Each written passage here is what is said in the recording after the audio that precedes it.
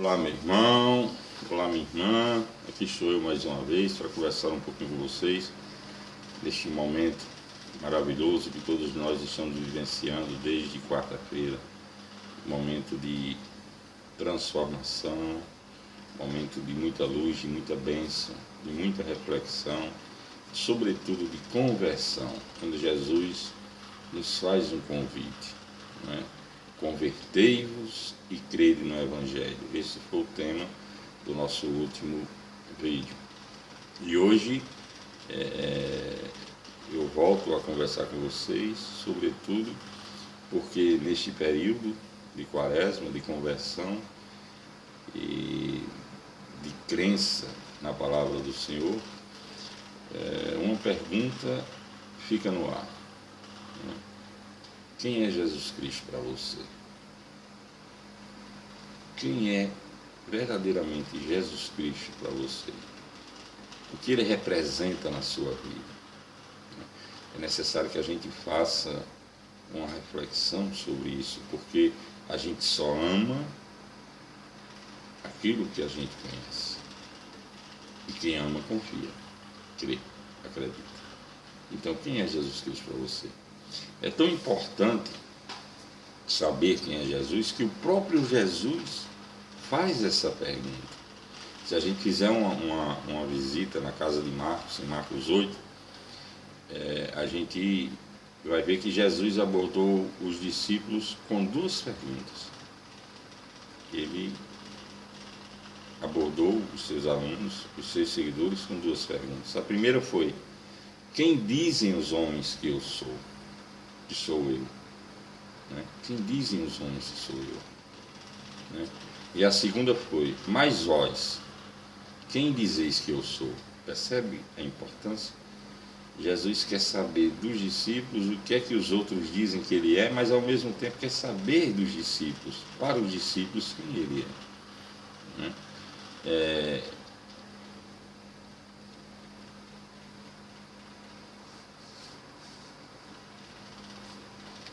Ele deixa claro aqui a importância de quem deseja segui-lo, saber quem ele é, conhecer.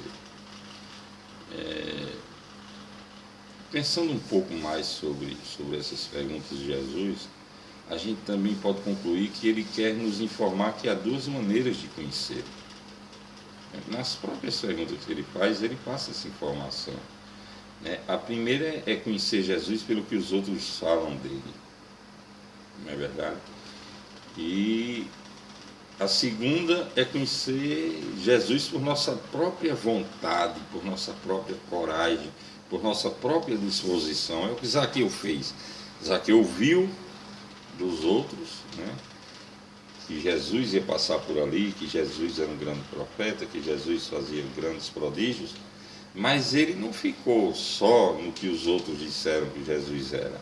Quando ele soube que Jesus ia passar perto da casa dele, ele saiu numa carreira louca, subiu numa árvore porque queria ver Jesus, queria conhecer Jesus, e daí ele ganhou a salvação com isso, né? Porque Jesus disse a ele que hoje a salvação entrou em tua casa. Então, a primeira, né, ela pode ser de grande ajuda para nos introduzir no caminho do conhecimento do nosso Senhor Jesus Cristo. Um dia alguém me falou de Jesus, né, e porque essa pessoa me falou de Jesus, eu senti, né, a necessidade de conhecê-lo por mim mesmo, de buscá-lo, de procurá-lo. Eu queria conhecer Jesus, né, eu queria ser amigo de Jesus. Então, eu já passei aí a me comportar da segunda forma, a buscar conhecê-lo. Eu conheci da primeira e passei a conhecer, uma ligar a outra, né?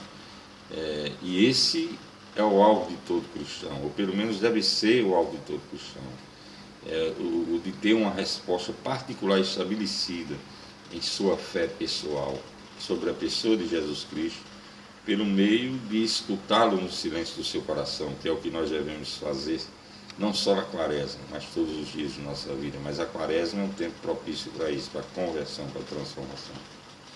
Se a gente vê fizer uma visita na casa de João 4,42, né, a gente vai encontrar o seguinte: já agora, não é pelo que disseste que nós cremos, mas porque nós mesmos temos escutado e sabemos que este é verdadeiramente o Salvador do mundo. Né?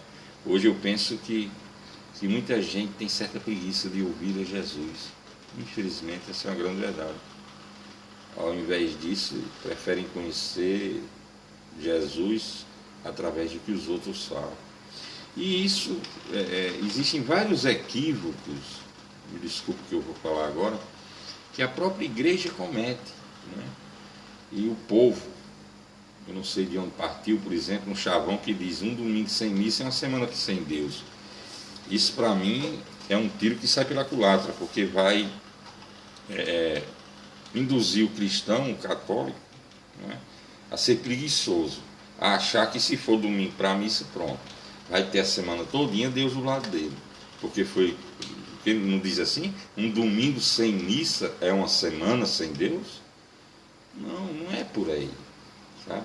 Eu acho que a gente deve assistir à missa em toda circunstância, em todo momento que a gente tiver disponibilidade para ir, não é só os domingos. E tem que ter Deus toda hora, né?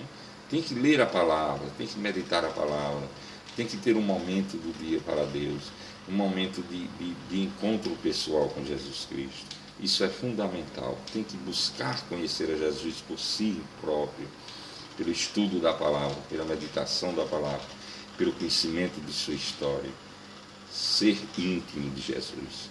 E não é indo um domingo para a missa que a pessoa vai encontrar. Eu vou à missa, sempre que posso, né? E acho que é necessário ir, sim. Não estou aqui dizendo, não vamos entender mal. O que eu estou dizendo é que é errado se dizer que um domingo sem missa é uma semana sem Deus, que vai induzir a essa preguiça que eu falei agora há pouco, né? Mas vamos voltar ao tema. Essa passagem de Marcos, ela se divide em duas partes bem distintas, Marcos 8, né?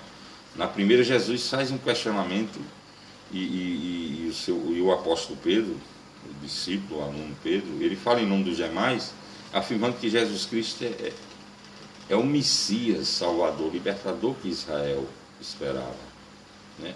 Na segunda parte, Jesus esclarece aos seus seguidores, né, aos seus discípulos, aos alunos, que a sua missão deve ser compreendida à luz da cruz, né? Isto é, como doação da vida aos homens, por amor, antecipando-se ao mandamento do amor, do qual ele mesmo falaria no Evangelho de João. O meu mandamento é este: amem-se uns aos outros assim como eu amei vocês. Não existe amor maior do que dar a vida por seus amigos. João 15, a gente já meditou sobre isso, de 12 a 13. A maneira como se desenrola o caso é interessante. O modo com que Jesus ensina e faz o relato lá em Marcos é único, né? Primeiro, Jesus faz uma pergunta bem simples, pura, inocente, né? Quem dizem os homens que eu sou? Né? As respostas surgem até imprudentes, né? Relaxadas, descompromissadas, até porque essa pergunta que Jesus faz, de tão simples, né? De tão pura que não exige nenhum compromisso, né? Afinal, são os outros que devem achar. É aquele famoso chavão: dizem que, né? Quem vai responder não tem compromisso, que vai estar dizendo o que os outros disseram. A resposta dos outros não vai interferir em sua vida, né? Contudo, né, a segunda pergunta, ela é comprometedora. Jesus não deixa brecha, né? Não deixa espaço para dúvida em nada. E na segunda ele diz: e vocês, quem dizem que eu sou? Percebe? Jesus chama a responsabilidade dos seus alunos, né? Na primeira não tem compromisso nenhum, na segunda ela já é comprometedora, né? Porque ele faz diretamente aqueles com quem estava conversando e convivendo, seus alunos, né? Aos que estavam ao seu lado, à sua volta, ao seu redor, aos seus discípulos e aos mais próximos, né? Agora a resposta aí vai estabelecer responsabilidade, compromisso, adesão. Está entendendo?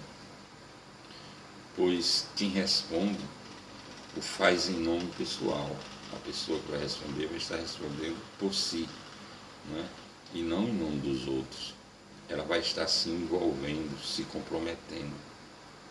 A primeira parte tem início com Jesus questionando os discípulos, fazendo duas perguntas.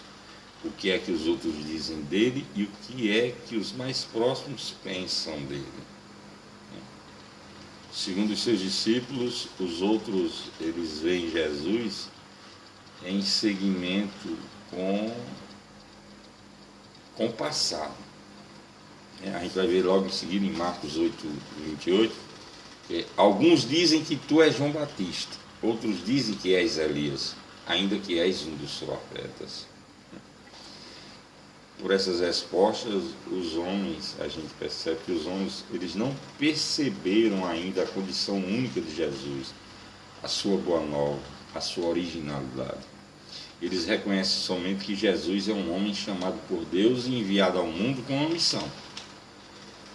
Assim como os profetas do Antigo Testamento não veem nem vão além disso.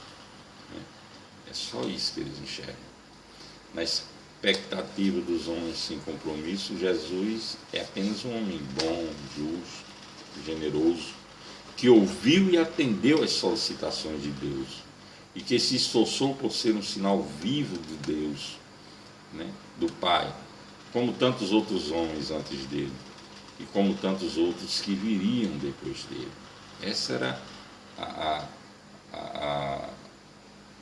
a forma com que os outros iam Jesus.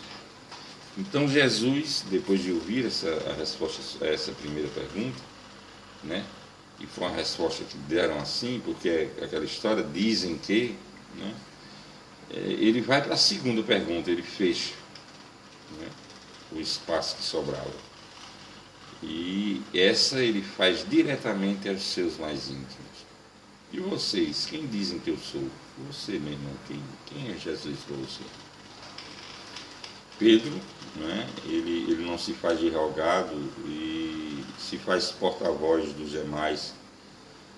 E como tantas outras vezes fizera, fala em nome de todos e sintetiza o sentimento dos discípulos dizendo: tu és o Messias. Né? Você está vendo a diferença? Os outros que só ouviam falar de Jesus, pensavam, ligavam Jesus ao passado, Elias, não é? E já os discípulos que conviviam com Jesus, dormiam, comiam, andavam com Jesus, né, tinham intimidade com Jesus, já têm a certeza de que tu és o Messias, o Filho de Deus vivo.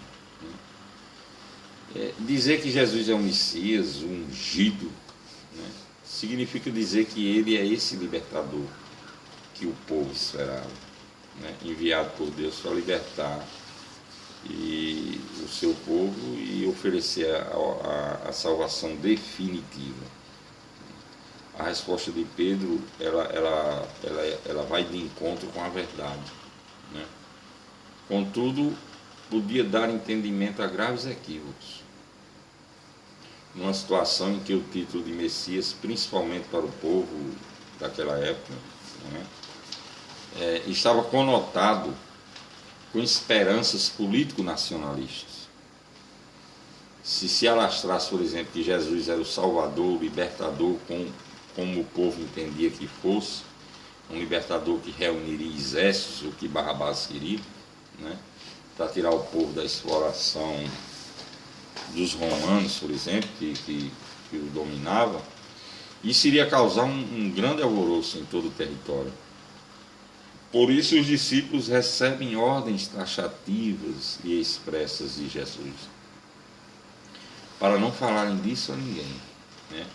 E então Jesus proibiu severamente que eles falassem a alguém a respeito dele. Está em Marcos 8:30. Né? Logo depois que Jesus escuta as respostas, ele proíbe os discípulos de falar nele por esse motivo. era preciso esclarecer, deixar claro, depurar e completar o ensino, a catequese, né, ensinada por Marcos em seu Evangelho sobre o Messias, sobre o Salvador, sobre o ungido, e a sua missão, né, para evitar os perigosos equívocos como esse que eu falei.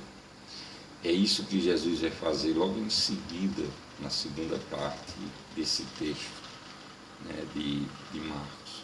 Né. Nós aí vamos encontrar duas questões nessa segunda parte de Marcos, lá em Marcos 8, 31 e 35. A primeira questão é a explicação dada pelo próprio Jesus de que o seu messianismo, né, passa pela cruz. A segunda é uma instrução sobre o significado e as exigências de ser discípulo, seguidor de Jesus, aluno de Jesus. Né? Na primeira questão, Jesus passa a explicar o que quer dizer ser o Messias. Em seguida, Jesus começou a ensinar os discípulos dizendo: o Filho do Homem deve sofrer muito, ser rejeitado pelos anciãos, pelos chefes dos sacerdotes e doutores da lei, deve ser morto e ressuscitar depois de 3 dias. Morto e ressuscitar depois de 3 dias. E Jesus disse isso abertamente. Está lá em Marcos 8, de 31 a 32. Portanto, aqui tem uma lição interessante. Ser Messias não era ser glorioso, triunfante e poderoso, conforme os critérios deste mundo. Tá? Muito pelo contrário. Muito pelo contrário. Ser Messias era ser fiel à sua vocação como servo de Deus. Né? Era ser preso, torturado e assassinado. Era dar a vida em favor do mundo. Jesus usa o título messiânico, Filho do Homem, usado por Daniel, sabe? Em imagens noturnas, tive esta visão entre as nuvens do céu. Vinha alguém como um filho do homem. Está lá em Daniel 7,13. Jesus não veio ao mundo para cumprir uma missão de triunfo e de glórias humanas. Esse é um tal erro da humanidade. Busca esses triunfos e essas glórias. Jesus não. Ele veio para obedecer ao desígnio de Deus de salvação da humanidade e demonstrar com isso o grande amor do Pai pelos homens. E por isso, Jesus veio oferecer a sua vida em dom de amor aos homens. Né? Pois Deus amou de tal forma ao mundo que entregou o seu Filho único, para todo que nele acredita não morra, para que todo que nele acredita não morra, mas tenha a vida eterna. De fato, Deus enviou o seu Filho ao mundo não para condenar o mundo, e sim para o mundo, para que o mundo seja salvo por ele. Quem acredita nele não está condenado, mas quem não acredita já está condenado, porque não acreditou no nome do Filho único de Deus. A casa de João 31, 16 a 18, você vai encontrar isso. O ponto alto do ensino de Marcos, da doutrinação de Marcos, no seu evangelho, é a afirmativa daquele soldado romano, centurião, né, junto da cruz. De fato, esse homem era mesmo filho de Deus. Marcos 15, 39b. Se fosse perguntado ao centurião romano, aquele soldado romano, foram os romanos que crucificaram Jesus, quem era Jesus para ele, com certeza, depois do que ele havia presenciado no Calvário, ele diria, sem medo de errar, que Jesus era mesmo Filho de Deus. E ponto final. Depois que Jesus passou a explicar o que quer dizer ser o Messias, Pedro se mostrou indignado. Né? Tem muita gente que se indigna com muita bobagem por aí, quando o assunto é Jesus. Muita gente. E, em desacordo com este final, tendo a audácia de repreender o mestre com essa indignação, ele opõe-se decididamente a que Jesus caminhe em direção ao seu destino de cruz. Ele é contra isso. Está lá em Marcos 8:32b também. Então Pedro levou Jesus para um lado e começou a repreendê-lo. Olha só, Pedro repreendendo Jesus. Essa oposição de Pedro e obviamente dos discípulos, pois Pedro continua a ser o porta-voz deles, do jeito que respondeu por eles lá atrás, agora está falando por eles também. Pedro já era o porta-voz de todos. Então todos também concordavam com o que ele estava dizendo. Ninguém se opôs ao que Pedro fez. Ele era o porta-voz da comunidade, considerando que ele falava em nome dela. E isso significa dizer que a compreensão do mistério de Jesus por todos ainda é muito imperfeita, é muito pequena. Para Pedro e para a comunidade dos discípulos, a missão do Messias, do Filho de Deus, tinha que ser uma missão gloriosa e vencedora, mas de acordo com o mundo. E na lógica de Pedro e de todos, aqui ele respondia por todos, e que é a lógica do mundo, a vitória não pode estar na cruz, que se concretiza no dom da vida, e sim na glória que o mundo oferece. Esse é o erro da maioria dos cristãos ainda hoje em dia. Então Jesus, o que é que faz em relação a isso? Ele se dirige a Pedro também com indignação. E ele é muito duro. Lá em Marcos 8:33, você pode, pertinho ali, gente, visita a casa de Marcos, você vai ver tudo isso. E Jesus diz assim: Jesus virou-se, olhou para os discípulos e repreendeu a Pedro. Esse olhar de Jesus para os discípulos já foi uma repreensão para os discípulos, porque Pedro representava eles. Então, repreendeu a Pedro dizendo: fique longe de mim, Satanás. Você não pensa as coisas de Deus, mas as coisas dos homens. Marcos 8:33. Meu irmão, minha irmã, é preciso que os discípulos corrijam o que pensam de Jesus e do plano do Pai que Jesus vem realizar. O plano de Deus não passa por triunfos humanos, nem por esquemas de poder e de domínio. Não passa. O plano do Pai passa pelo dom da vida e pelo amor até as últimas consequências. Pois Deus amou de tal forma o mundo que entregou o seu Filho único para que todo o que nele acredite não morra, mas tenha a vida eterna. João 3,16. Razão pela qual a cruz é a expressão mais radical. Ao pedir a Jesus que não embarque nos projetos de Deus, o Pai, Pedro está repetindo as tentações que Jesus já havia experimentado no início do seu ministério, lá no deserto, os 40 dias que ele passou lá, 40 noites. Se lembra aí, meu irmão, Quaresma, depois de seu batismo. Marcos 1,13 fala sobre isso. É por isso que Jesus ele responde a Pedro: fique longe de mim, Satanás. Jesus já havia tido um Satanás que lá no deserto tentou induzir a fazer isso que Pedro estava tentando fazer, ou seja, ignorar os planos do Senhor, de Deus, do Pai. Ele não podia mais suportar um segundo Satanás tentando afastá-lo do que o Pai havia determinado. Isso para ele foi demais. Ele realmente ficou indignado. As palavras de Pedro, desculpa, ela tem por objetivo justamente desviar Jesus do cumprimento dos planos de Deus. E Jesus ele não está disposto a contemporizar com qualquer sugestão que o evite de consolidar com amor e com fidelidade, a contemporizar com qualquer sugestão, que evite ele de consolidar com amor e fidelidade os planos do Pai, os planos de Deus. E depois de anunciar a sua missão, que será cumprida em obediência aos planos de Deus, no dom da própria vida em favor dos homens, Jesus convida seus alunos e discípulos a seguir um percurso semelhante, um caminho igual. Veja bem o que ele diz. Então Jesus chamou a multidão e os discípulos e disse: se alguém quer me seguir, olha só, se alguém quer me seguir, renuncie a si mesmo, tome a sua cruz e me siga. Vocês prestaram atenção? Se alguém quer me seguir, renuncie a si mesmo, tome a sua cruz e me siga.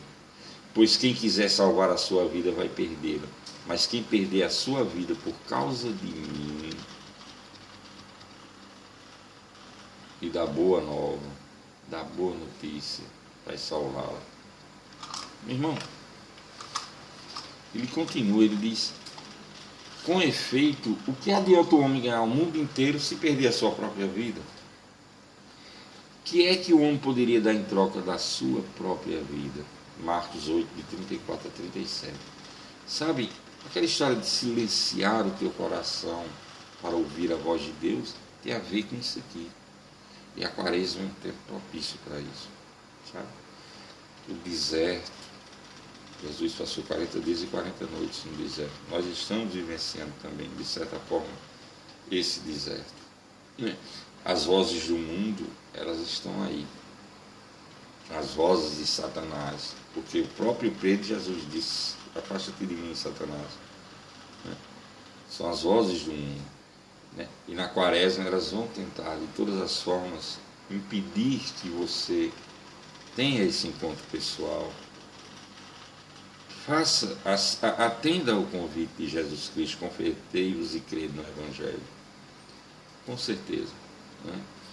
E essa colocação de Jesus, se alguém quer me seguir, renuncie a si mesmo, tome a sua cruz e me siga, porque quem quiser salvar a sua vida vai perdê-la, mas quem perder a sua vida por causa de mim e da boa notícia, da boa nova, vai salvá-la. E logo em seguida ele diz: e que adianta o homem ganhar o mundo inteiro se perder a sua própria vida? E que é que o homem poderia dar em troca da sua própria vida? Nada. Não é bem nada.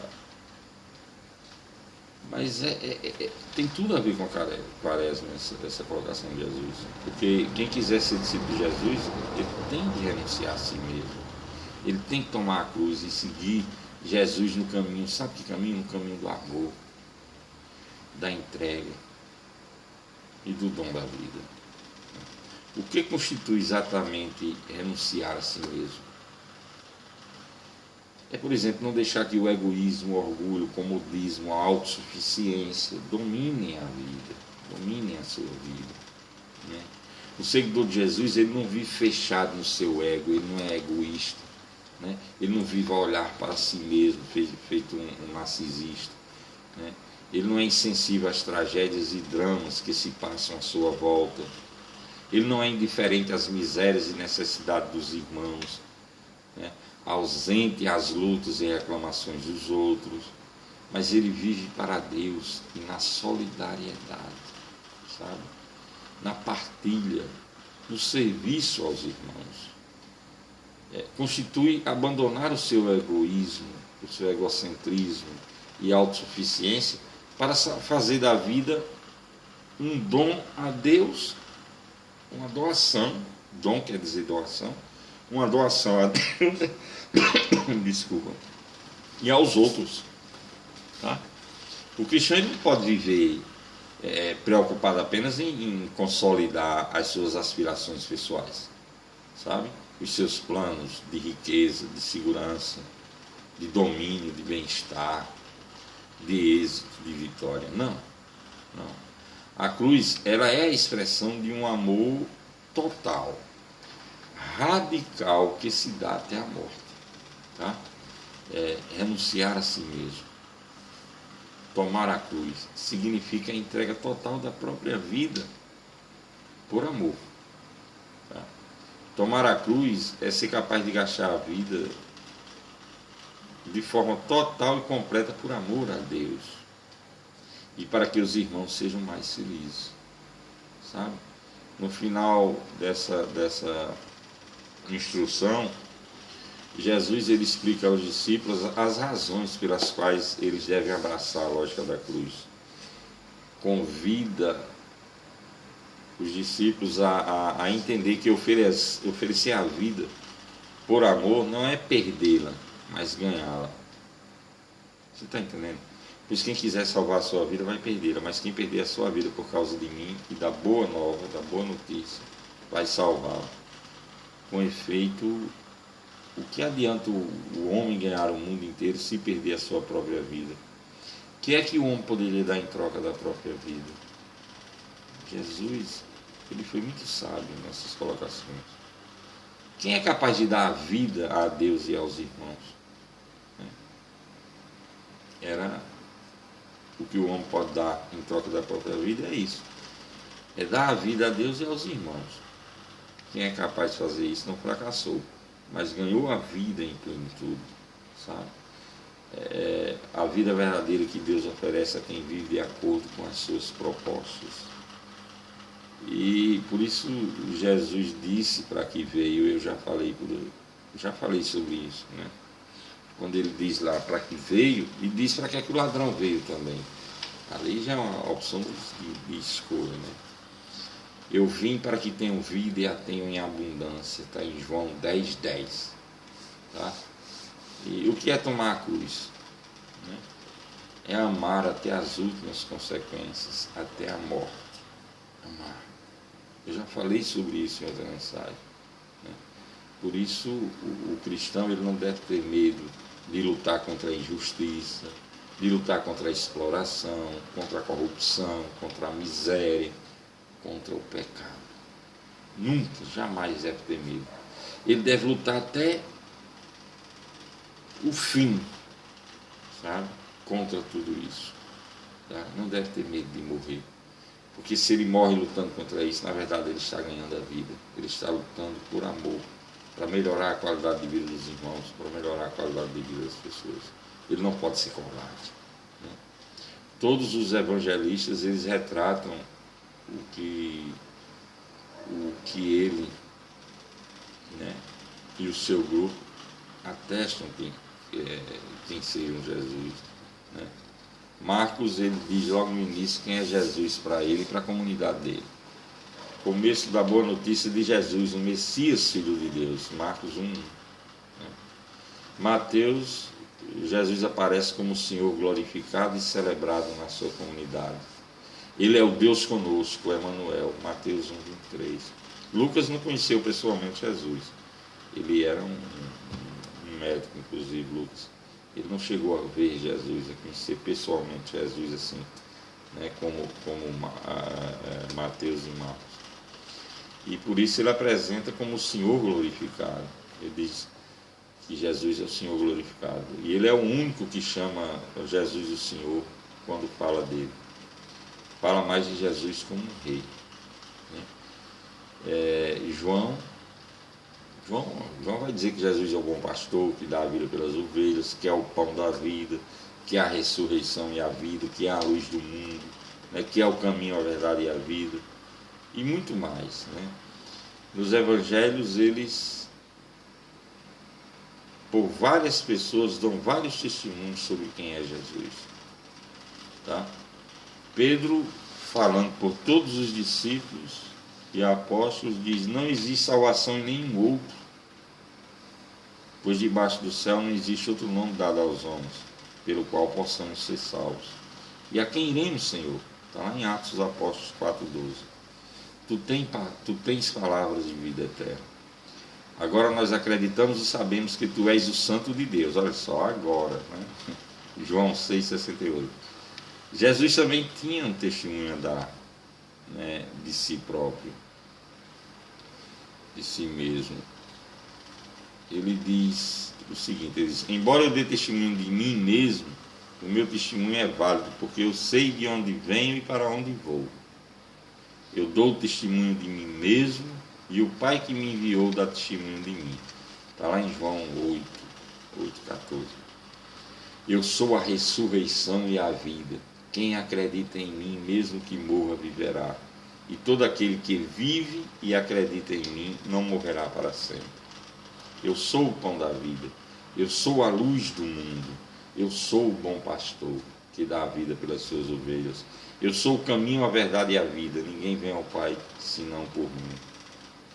E vocês, quem dizem que eu sou?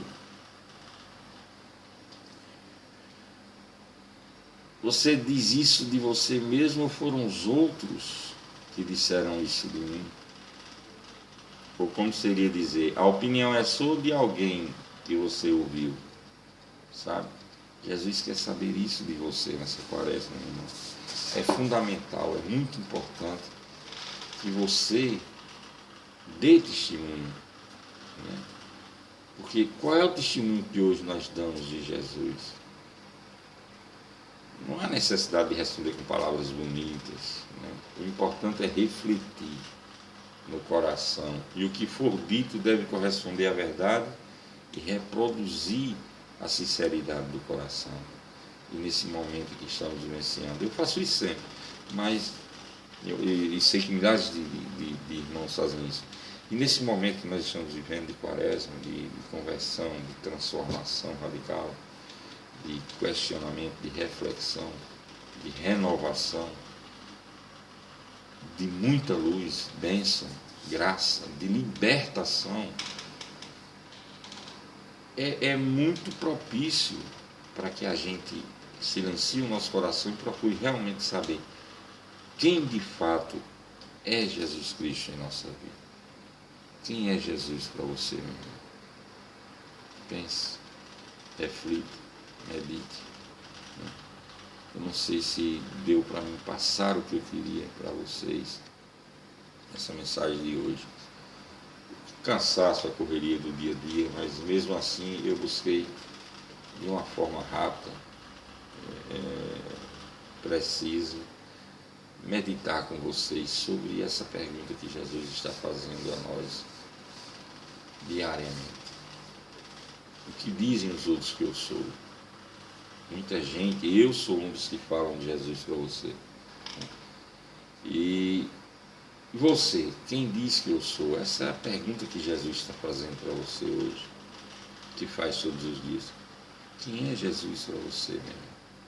Silencie o seu coração, busque essa resposta, encontre a luz, encontre a verdade, e a verdade te libertará para uma vida de bênçãos, de graças, de luz, de paz e de amor.